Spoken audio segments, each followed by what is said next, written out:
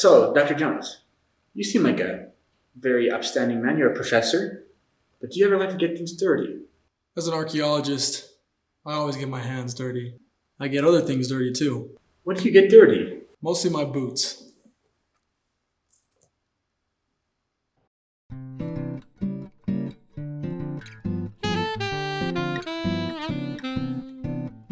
So, I'm Amelia, and you're Professor Jones, and this is Chicken Shop Date.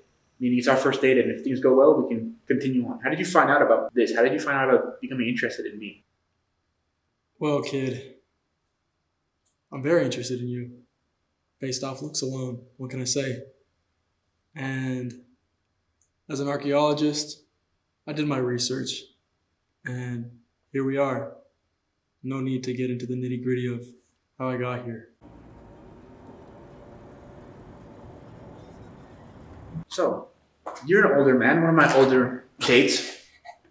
How old does something have to be old, to be an artifact? How old is too old? I say whenever the shoe fits, wear it. Kid, that is a really great question. Let me explain something to you. Although it seems simple, artifacts come in many shapes and sizes, and maybe things that you don't even expect. We tend to think of artifacts as prehistoric items such as projectile points, or commonly known as arrowheads, ancient potteries, or grinding stones used by the natives. But an artifact can be almost anything. Now here's the rule. Anything over 50 years old may be classified as an artifact. Now archaeologists use this 50-year rule when thinking about things that may be artifacts. We consider that 50 years probably gives us enough historical perspective to be able to consider these items artifacts. So by this standard, would you consider yourself an artifact? Me, kid, not yet. Not yet. Not yet. Okay. What brought you to Blayo, England? You know, in my experience, my field of work has brought me to many places worldwide. England is like a second home to me. Spent time here with my father, and I've had many great adventures here. Your father, Yes. was he involved in a similar line of work? Yes, my father, Henry Jones Sr., he was a professor, and he had studied a lot in Greek mythology. He was professor at the Four Corners University in Moab, Utah. So your father was an archaeologist, you're an archaeologist, you like digging up the past, you probably have some exes you hate then, huh? Hey, don't get me started, kid. Personally, I deal with bones as well. Maybe in a different manner as you. What kind of bones are we talking about here? Because archaeology is a subfield of anthropology. Now, anthropology, very, very plainly put, is the study of mankind and their culture. And so, who does the dinosaur bones? The dinosaur bones. Mm-hmm. You, my friend, are talking about paleontologists. We're Now, just friends? are we friends? I don't know, you're the one who said friends. Friends. Could we be more than friends? You see what's happening here? Maybe, kid. I'll think about it. Well, kid, some archaeologists, such as myself, we study the human past using material remains. Now, the core difference lies in the focus that archaeologists are interested in human history and culture. In high school, they called me T-Rex because I had a big head and small arms. How can I tell how old something, including you, really is? It's by what we're doing right now. Dating. Oh! What kind of dating? Is this a romantic date? Like ours? Are we on a romantic date? What are your intentions with me? These sparks that are flying, do you feel that? The heat? Burning. Scalding. Scalding. Hot. What kind of dates are we talking about? Alright, I guess I'll specify for you. Archaeologists rely heavily on chronologies, as I've mentioned before, to reconstruct human behaviors over time. Now, there are two types of dating.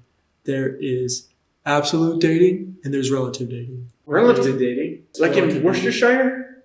All them cousins, they'd be getting together in Worcestershire.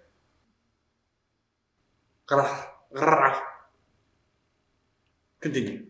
Relative dating determines if an object is older or younger than another object. Archaeologists use already established known historical chronologies and the stratigraphy, which is where the artifact was found underground, to determine how old that artifact is.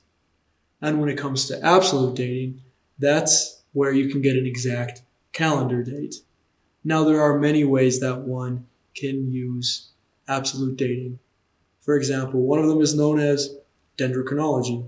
Dendrochronology uses tree rings to determine the age of an object. This could be the object at hand is a tree itself, or it is an object that is made out of wood.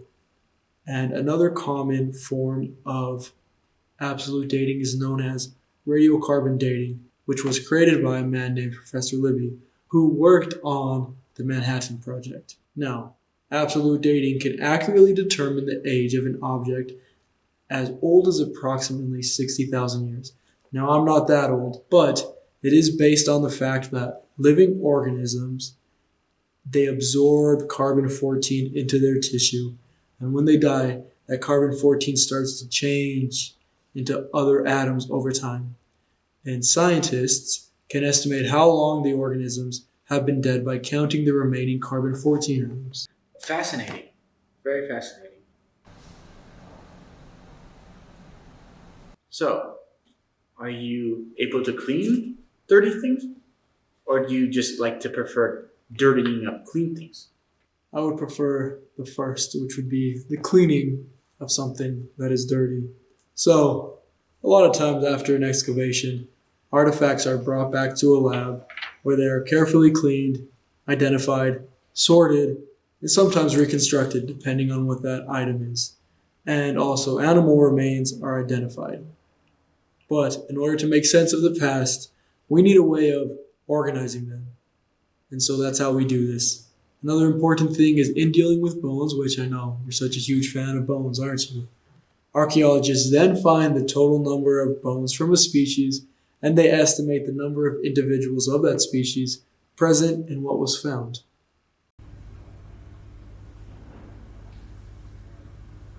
So then, how do I contact you after this? How do archaeologists find their artifacts? How do I find you?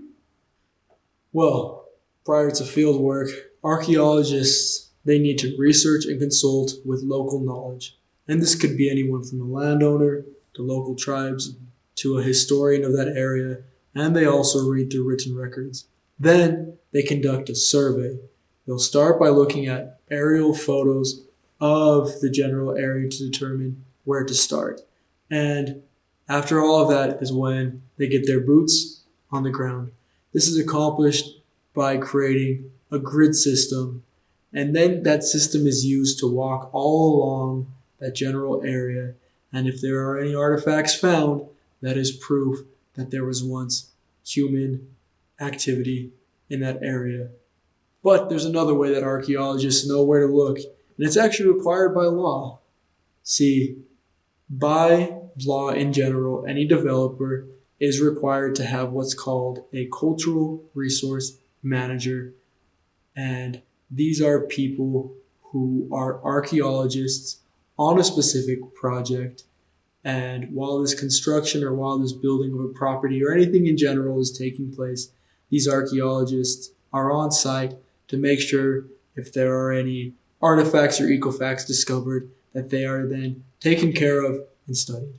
And by knowing where that previous human activity was, archaeologists can observe patterns. And many of these sites are visited more than once. So finding past records of any previous excavation or history could also help archaeologists know where to continue into their next adventure.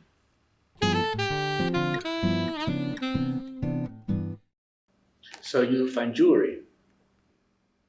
Well, that depends. What does it Are depend you on? looking for jewelry? Are you looking for a ring? My dad says I need to get one soon. I hear a lot of mentions of your father. Maybe there's something going on with that. How about we talk about that? I think that would be reserved for your Contemporary Freud, I'm assuming. You know, Mr. Freud, I've actually met with him. When did you meet with him? Oh, long time ago. Was it when you had some young adventures? Were they chronicled? Yes.